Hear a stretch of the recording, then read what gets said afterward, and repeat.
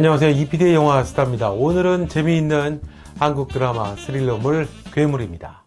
20년 전에 실종된 쌍둥이 여동생을 찾는 경찰 동식과 이후 같은 도시에서 벌어진 똑같은 연쇄 살인사건, 그리고 문주시 개발과 얽힌 시의원, 건설업자, 또 경찰청장과 유착관계, 이를 파헤쳐가는 문주시 경찰 동료들의 이야기의 드라마입니다. 스릴러물이죠.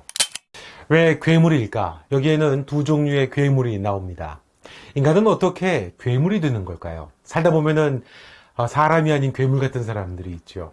자신의 욕망을 위해 다른 사람을 해치는 걸 거리끼지 않는 사람들, 괴물이죠. 또 누군가의 욕망으로 인해 사랑하는 사람을 잃어야 하는 사람들, 분노와 복수로 괴물을 죽이기 위해서 자신도 괴물이 되어야 하는 사람들, 그리고 괴물이 되려는 동료를 지켜주는 사람들. 이런 스릴러에는 인물들 간에 어떤 여러 복선이 깔려 있어야 하고 복합적인 구도가 필요합니다. 앞으로 무슨 일이 벌어질 것인지를 감춰둬야 되고, 그리고 인간 안에 숨겨진 욕망과 혐오, 분노, 위선들에 대해서 대립하고 화해하고 다시 위협하고 또 반전도 준비해야 되는데, 괴물이라는 드라마는 이런 스릴러 장르에 아주 충실합니다. 사랑하는 동생의 죽음이나 어머니의 죽음은 동식과 제인의 분노를 타당하게 만들어주죠. 어머니를 비참하게 잃게 된 황경이도 마찬가지입니다. 그럼 괴물에 맞서서 괴물이 되지 않도록 지켜주는 건 뭘까?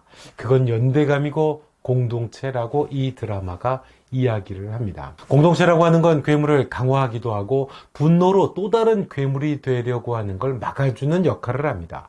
욕망의 노예가 되면 같은 공동체와 연대를 통해 괴물 집단이 되기도 하고, 괴물로 변태되는 걸 지켜주고 또 막아주는 버팀목이 되는 것이 바로 공동체입니다. 이 두 공동체 사이에서 황경희가 나옵니다.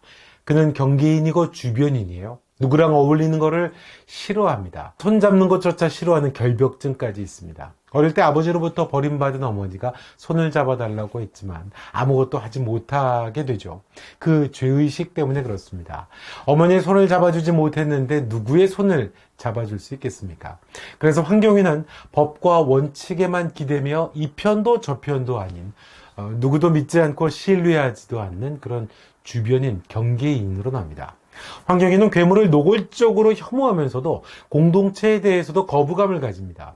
괴물이 모인 공동체도 혐오하지만 우정, 의리라고 모인 공동체 역시 원칙보다는 타협과 편법으로 서로를 감싸기 때문에 아주 비판적이죠. 하지만 우리는 어느 공동체도 과연 속하지 않고 살 수 있을까?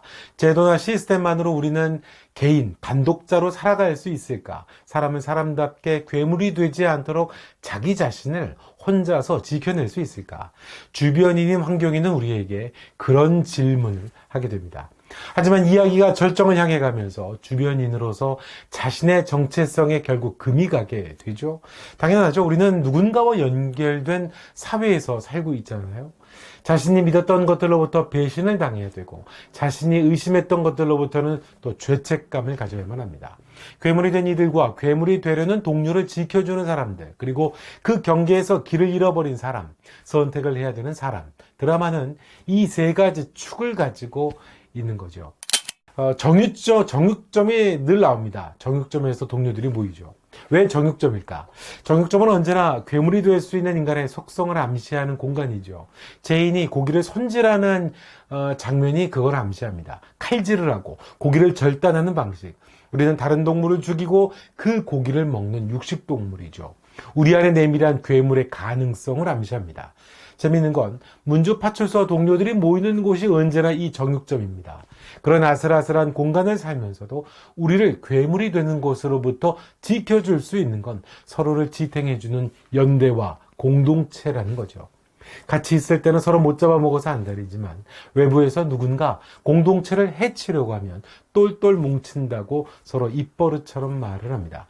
기러기가 찾아올 때도 무주경찰서 구역, 사실 이 공간은 연대감을 가진 공동체의 공간이라고 보면 되겠죠. 안에 들어오지 말라고 엄포를 놓습니다. 가짜 기사를 써내는 기자에 대한 일갈이기도 하지만 그건 공동체 구성원의 영역, 서로를 보호하는 공간을 의미하는 거죠. 외부의 자극이나 절망으로 괴물이 되는 걸 막아주는 공동체의 영역, 우리가 딛고 서 있는 누군가의 살점을 베어 먹어야 되는 치열한 삶의 토대 위에서 우리를 사람답게 지켜주는 건 바로 공동체라고 하는 거죠.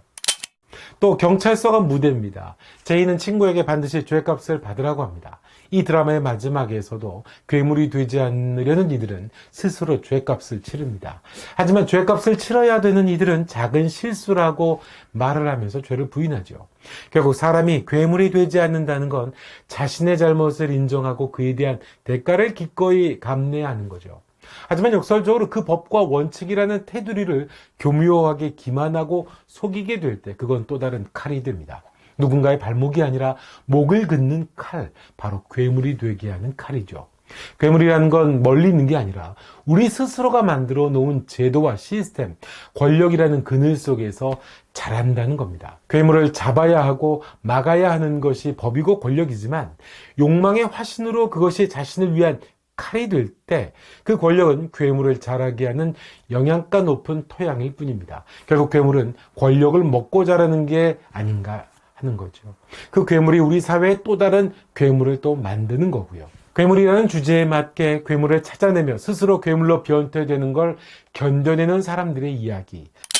분량 때문인지 지나치게 숨기려는 의도가 거슬리기도 했습니다만, 하지만 인물들의 개별적인 서사가 충분하고 또 그 이야기들이 얽히면서 반전을 거듭하다 절정으로 치닫는 빌드업이 근래 보기 드문 한국판 스릴러로 아주 재밌었습니다. 이 드라마는 연극적인 요소가 있습니다. 공간은 제한이 되고 정적이면서 미묘한 인물들의 어떤 심리 변화를 배우들의 연기에 많이 의지합니다. 그러니 당연히 대사 소화 능력이 참 중요하겠죠. 그래서 연극 무대에서 잔뼈가 굵은 중견 배우들의 탁월한 연기가 이 드라마를 괴물이 되게 하는 힘으로 한 번은 꼭 볼만한 드라마입니다. 우리 안의 괴물, 그 괴물을 지켜가는 사람들, 그 이야기. 우리는 여전히 우리가 사는 삶 속에서 많은 괴물을 마주치게 되고 괴물들을 보게 되고 나도 괴물이 되고 싶은 본능을 억제하며 살 때가 있잖아요. 영상 도움 되셨으면 좋아요, 구독 부탁드리겠고요. 다음 영상에서 다시 뵙겠습니다. 고맙습니다.